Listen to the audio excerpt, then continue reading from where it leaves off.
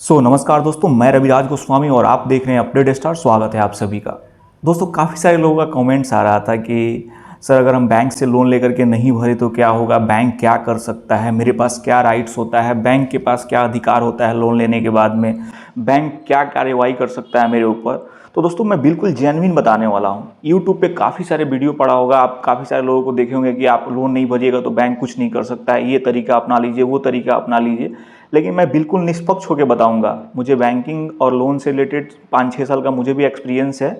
जहाँ तक मैं बैंकिंग को समझ पाया हूँ, कस्टमर के अधिकार को समझ पाया हूँ, बैंक के पास क्या राइट्स होता है, उसके बेस पे आपको बिल्कुल जेन्युइन तरीके से, थोड़ा सा भी इसमें मिसगाइड करने वाले बातों को मैं इन्वॉल्व नहीं करूँगा कि आपको खुश करने के लिए मैं कुछ 2-4 तुक्के बता दूं और आप लोग खुश भी हो जाएं और जा करके उस तरीके को अपनाएं और बाद में आप डिफ़ॉल्ट घोषित हो जाएं और आपको और पेनल्टी भरना पड़ जाए। इस टाइप का मैं कोई भी चीज़ इस वीडियो में आपको सजेस्ट नहीं करूँगा। नंबर 1, जब भी आप बैंक से लोन लेते हैं या किसी से भी आप पैसा ले रहे हैं, चाहे आप किसी को 10 रुपया उधार दे रहे हैं, तो भैया आप अपने मेहनत या कहीं से लाए हुए पैसे को किसी को दे रहे हैं तो लेने का अधिकार पूरा आपके पास है। हो सकता है अगले व्यक्ति को कुछ परेशानी हो जाए, कुछ टाइम पीरियड के लिए वो पैसा देने में लेट कर दे, तो उस टाइम आप कुछ उसको वेव कर दें। सपोज दैट मान लीजिए आपने 100 रुपया किसी को ब्याज पे दिया, आप अपने ऊपर लेकर के चीज़ों को सबसे पहले समझ लीजिए।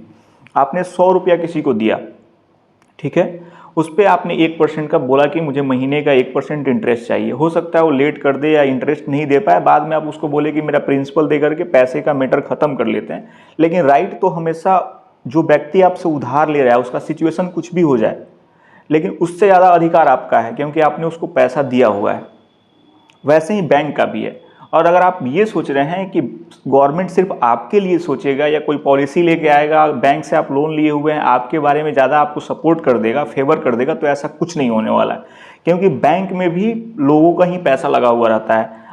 आप हो सकता है लोन ले रहे हैं बैंक से, तो किसी ने बैंक में एफडी कर रखा है, किसी ने अपने मेहनत की कमाई को सेविंग अकाउंट में ला करके रखा हुआ है, किसान का पैसा लगा हुआ है, बिजनेसमैन का पैसा लगा हुआ है, गरीब मजदूरों का पैसा है बैंक में पड़ा हुआ रहता है। तो आपके पास कुछ भी ऐसा एडवांटेज नहीं है गवर्नमेंट के साइड से कि आप बैंक के लोन को ना दे पाएं और बहाने बनाएं या कुछ तरीका ढूंढ करके बच जाएं।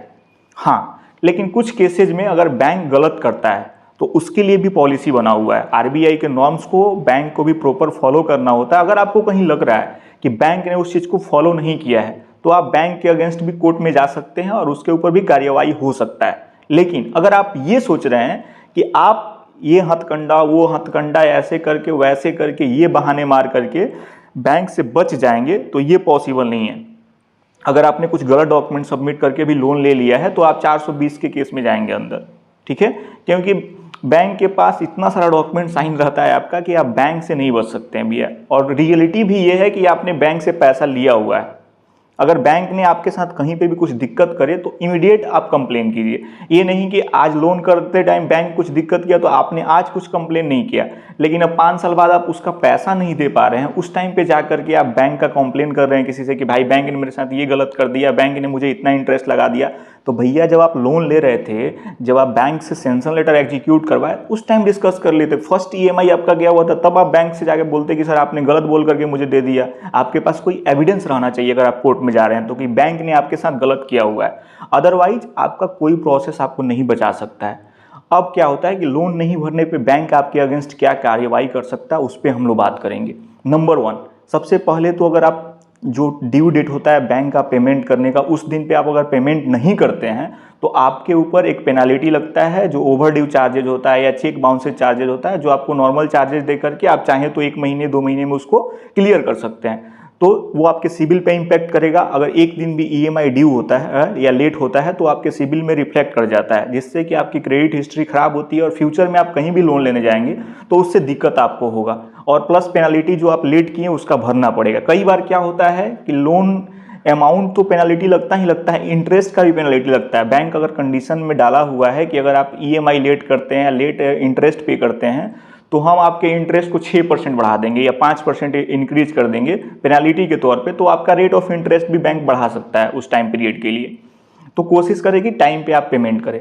अगर टाइम पे पेमेंट नहीं कर पाए और 90 दिन तक आप पेमेंट नहीं कर पा रहे हैं अपने लोन का, जो ड्यू डेट था उसके 90 दिन तक, तो आपका अकाउंट एनपीए हो जाता है।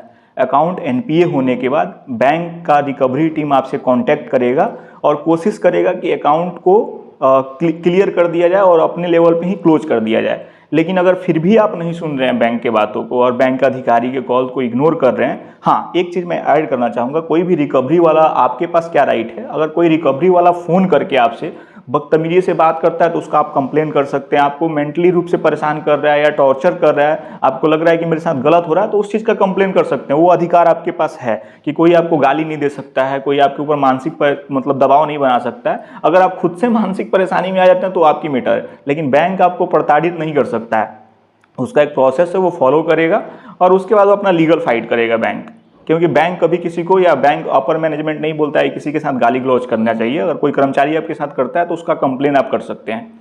उसके बाद आप अगर बैंक से एनपीए होने के बाद रिकवरी टीम ने आपसे कांटेक्ट किया, आपने उस पर भी रिप्लाई नहीं किया, उसके बाद क्या होगा? अगर आपने उस पर रिप्लाई नहीं किया तो बैंक क्या करेगा? लीगल केस प्रोसीजर फाइल करेगा। आपका कोई कोलेट्रल है उसको सरफेसी एक्ट के तहत जब्ती का कार्रवाई अपना स्टार्ट करेगा। और जो भी आपका कोलेट्रल, अगर अनसिक्योर्ड लोन है तो लीगल नोटिस भेजेगा आपके पास में। आपके फैमिली में कोई गारंटर है उनको कॉल करेगा, उसके सिविल पे इम्पैक्ट करेगा, उसको भी नोटिस भेजेगा। उसके बाद रिकवरी का जो अपना प्रोसेस होता है बैंक लीगल थ्रू करेगा। इस प्रोसेस के बीच में अगर आपको कहीं भी लग रहा है कि बैंक ने आपके साथ गलत किया या कर रहा है या कुछ आपका कंसर्न है, तो आप बिल्कुल उसके अगेंस्ट आरबीआई में कंप्लेन कर सकते हैं या कोर्ट केस फाइल कर सकते हैं, वहाँ भी कार्यवाही होता है। बशर्ते लास्ट में सारे बातों का समरी यही है कि अगर आप लोन लिए हुए हैं तो बैंक के कॉल का रिस्पॉन्स दीजिए। और क्या है कि अगर आप कभी भी बैंक से कोई लोन ले लिए हैं और कुछ दिक्कत हो गया आपके साथ में, तो बैंक से वार्तालाप आपको बंद नहीं करना है। अगर आप ईएमआई नहीं दे पा रहे हैं तो बैंक से बोलिए सर हमारे लोन को रीस्ट्रक्चर कर दीजिए, यानी कि ईएमआई को थोड़ा रीशेड्यूल कर दीजिए, या इतना मैं पैसा जमा नहीं कर पा रहा हूँ इसको टेन्योर बढ़ा दीजिए। कुछ बैंक से आप जब तक डिस्कस नहीं कीजिएगा बैंक आपको सपोर्ट नहीं करेगा। अगर आप सोच रहे हैं कि बैंक का पैसा मेरे यहाँ है, बैंक परेशान हो रहा है, अभी हम कुछ रिस्पॉन्स नहीं कर रहे हैं, तो भैया आप एक टाइम पे ऐसे तरीके से फंसिएगा, उस टाइम बैंक का एम्प्लॉई आपको कोई सपोर्ट नहीं कर पाएगा और आप बहुत परेशान रहिएगा। और जो सोशल मीडिया पे काफ़ी सारे हथकंडे बताए जाते हैं कि लोन आप ऐसे कीजिएगा तो नहीं भरना पड़ेगा, वैसे कीजिएगा तो नहीं भरना पड़ेगा, भैया वो सारी पॉलिसी, वो सारा ज्ञान सोशल मीडिया तक ही सही है। आप जब कोर्ट में जाएंगे तो फैक्ट पे बात होगा। फैक्ट ये है कि आपने बैंक से पैसा लिया हुआ है तो आपको बैंक का पैसा चुकाना है। क्यों नहीं दीजिएगा भैया बैंक का पैसा? आपको कौन राइट दे सकता है इस चीज़ का कि आप बैंक से लोन लिए और उसका पैसा नहीं भरिएगा? आपको भरना पड़ेगा, क्योंकि आपने कर्ज लिया हुआ है तो भैया आपको देना पड़ेगा। आपने बैंक के टर्म और कंडीशन पे एग्री किया हुआ है। अगर आपका कोई कंसर्न, मैं दोबारा से रिपीट कर रहा हूँ, बैंक ने आपके साथ कुछ गलत किया या आपका कुछ कंसर्न है, उसके अगेंस्ट आप भी अपना कंप्लेन दर्ज कर सकते हैं, चाहे आरबीआई हो, बैंक के एमडी कंप्लेन भी कर सकते हैं, कोई कर्मचारी ने आपके साथ गलती किया तो। लेकिन लोन रखने का कोई राइट नहीं है और कोई उसका उपाय नहीं है शॉर्टकट कि भैया आप 10 लाख रुपये का लोन ले लिए, 1 करोड़ का लोन ले लिया, आप सही साबित हो जाएंगे। ऐसा कोई ऑप्शन नहीं है।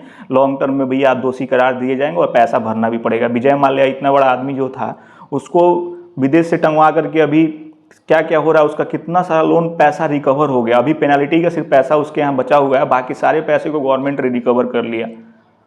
तो नहीं बच सकते हैं भैया। जेन्युइन तरीके से कुछ दिक्कत है तो बैंक से डिस्कस कीजिए और कोशिश कीजिए मैटर को सॉर्ट आउट करने का। अदरवाइज आपको लास्ट में वही सेटलमेंट करना पड़ेगा लोन, लेकिन फिर भी तो पैसा तो देते ही हैं आप। उम्मीद करता हूँ कि वीडियो आप सबको समझ में आ गया होगा। अगर किसी का आत्मा को ठेस पहुँचा हो, क्योंकि काफ़ी सारे लोग एक्सपेक्ट किए थे कि हम कुछ उनके सपोर्ट में बोलेंगे, लेकिन भाई नहीं बोल सकता हूँ मैं गलत, क्योंकि जो जेन्युइन है, बैंक से आपने भैया लोन लिया हुआ है तो आपको देना पड़ेगा। मिलते हैं नेक्स्ट वीडियो में, तब तक के लिए धन्यवाद। जय हिंद।